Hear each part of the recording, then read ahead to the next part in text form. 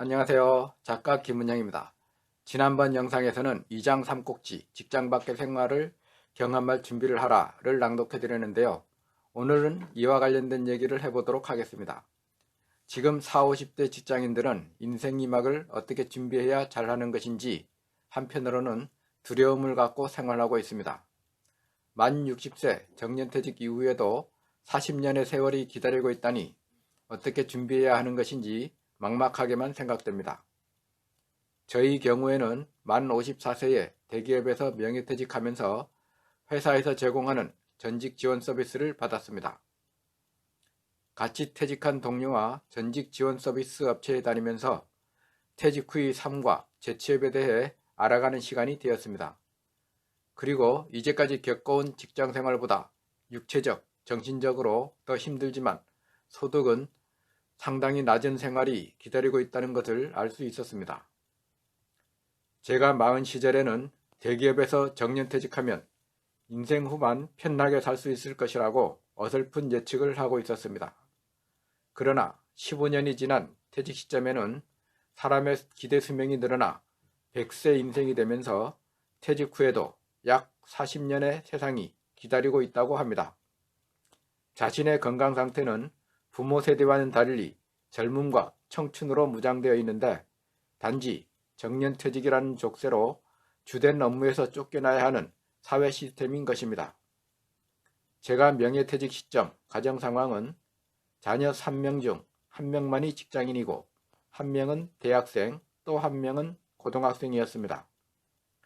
자녀들 학자금이랑 결혼자금에 대한 목돈이 필요한 상황이었기 때문에 저축해 놓은 자금이 손실이 없도록 열심히 일을 해야 된다는 생각이 앞서게 되었습니다. 지금은 코로나19로 인해 대부분의 업종에서 많은 사람들이 힘든 시기를 보내고 있습니다. 이제 우리들은 제4차 산업혁명에 의한 일자리 변화뿐만 아니라 지구촌 환경변화에 의한 일자리 변화에도 적응을 해 나가기 위해 자기 개발을 해야 하는 세상에 살고 있습니다. 현재 자신이 속한 일자리가 어떠한 변화를 마주할지 아니면 퇴직 후 세상이 어떻게 바뀌어 있을지 불확실한 미래의 상황에 자신의 위치를 알 수가 없습니다.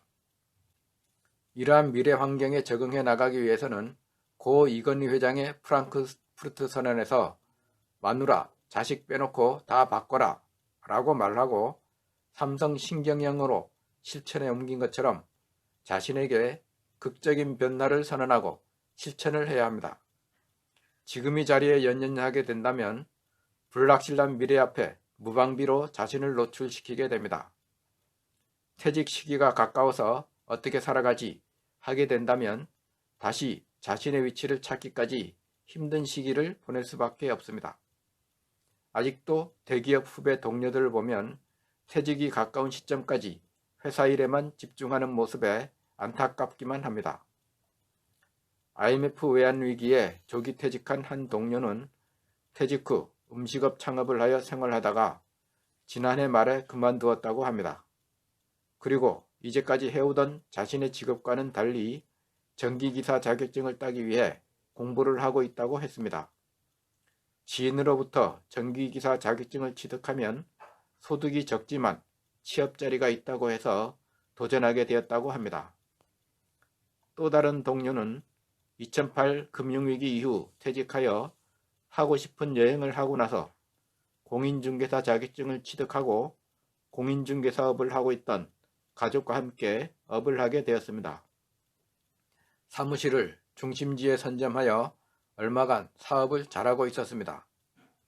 그러나 코로나19로 인해 사업 실적이 저조해지고 가게 임대료도 감당하기 어려워지면서 가족과 의논하고는 자신은 재취업의 길을 찾아 나섰다고 합니다.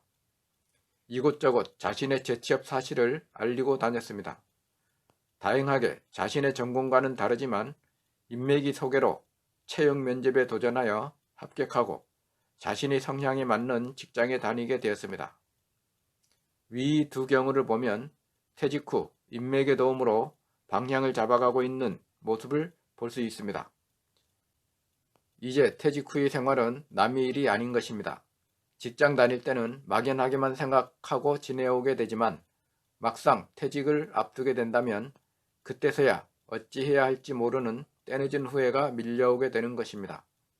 여러분은 지금부터 인생이막 관련 정보를 알아보고 선배 퇴직자들 선례도 알아보면서 퇴직 후를 준비해야 합니다.